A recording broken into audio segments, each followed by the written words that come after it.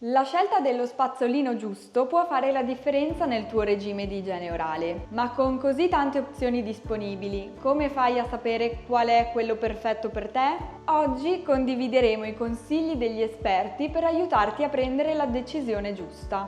1. Iniziamo dalle setole. Gli esperti raccomandano setole morbide per la maggior parte delle persone, soprattutto se hai gengive sensibili o inclini all'irritazione. Le setole morbide sono efficaci nella rimozione della placca, pur essendo delicate sulle gengive e sullo smalto. 2. La dimensione e la forma della testa dello spazzolino sono cruciali. Scegli una testina piccola o media che ti permetta di raggiungere facilmente tutte le aree della bocca, inclusi i denti posteriori, difficili da pulire nella maggior parte dei casi. La forma dovrebbe essere comoda per la tua bocca e consentire un facile movimento. 3. Il manico dello spazzolino dovrebbe essere comodo da tenere e da usare. Che sia dritto, a manico inclinato o con impugnature di gomma, scegli un design che ti permetta di mantenere una buona presa e un controllo durante lo spazzolamento. 4. Considera uno spazzolino elettrico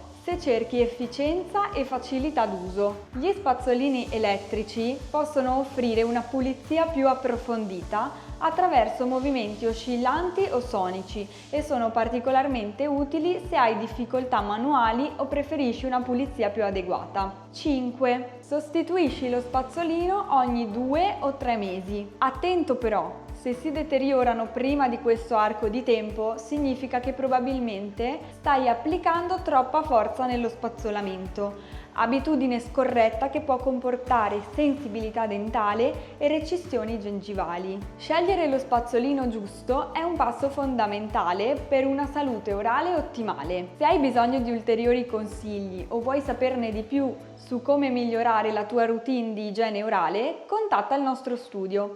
Siamo qui per aiutarti a mantenere il tuo sorriso luminoso e sano.